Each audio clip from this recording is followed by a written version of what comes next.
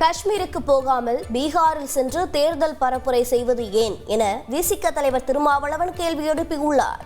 திண்டிவனத்தில் மறைந்த விசிக நிர்வாகிகளின் திருவுருவப்பட திறப்பு விழா மேடையில் பேசிய அவர் இதனை தெரிவித்துள்ளார். மேலும் பேசிய அவர், சகோதரத்துவத்தை சிதைத்துக் கொண்டு பாஜக அரசு பயங்கரவாதத்தை எதிர்த்து போராட வேண்டும் என கூறுவதை எப்படி ஏற்க முடியும் என்றும், மோடியை பதவி விலக வேண்டும் என சுப்பிரமணிய சுவாமி கூறும்போது மௌனம் காக்கும் பாஜக அதை தான் கூறினால் மட்டும் விமர்சிப்பது ஏன் என்றும் கேள்வி எழுப்பியுள்ளார். விசிக சார்பில் மதச்சார்பின்மையை காப்பாற்ற மே 31ஆம் தேதி திருச்சியில் வக்பு சட்டத்திற்கு எதிராக மாநாடு நடத்தப்பட உள்ளதாக அவர் தெரிவித்தார். காஷ்மீருக்கு போனாரா, பீகாரிலே போய் தேர்தல் பரப்புரை செய்து கொண்டிருக்கிறார். இந்த 26 பொதுமக்கள் படுகொலை செய்யப்பட்டது அவருக்கு ஒரு பொருட்டாக இல்லை.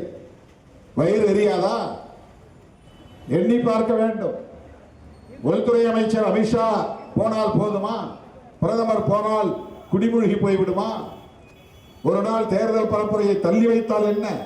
26 பேர் உயிரை விட தேர்தல் பரப்புரை அவ்வளவு முக்கியத்துவம் வாய்ந்ததா? காஷ்மீர் தாக்குதல் மத்திய அரசு மற்றும் உளவுத்துறையின் தோல்வியை காட்டுகிறது என்று காங்கிரஸ் முன்னாள் எம்பி திருநாவுக்கரசர் விமர்சித்துள்ளார். காஷ்மீர் தாக்குதலில் உயிரிழந்தவர்களுக்கு அஞ்சலி செலுத்திய பின்னர் திருச்சியில் செய்தியாளர்களை சந்தித்த அவர், ஆளுநர் சும்மாவே இருக்க மாட்டார் என்று நினைப்பதாகவும், அவர் திரும்பி செல்லும் வரை இதுபோன்று ஏதாவது பேசிக்கொண்டே இருப்பார் எனவும் குறிப்பிட்டார்.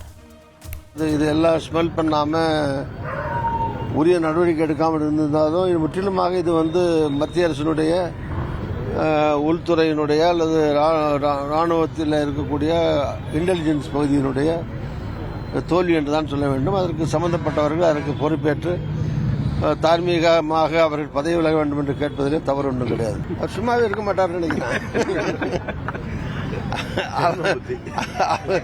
அவர் திரும்பி போற வரைக்கும் இது மாதிரி தான் ஏதாவது பேசிட்டே இருக்காரு.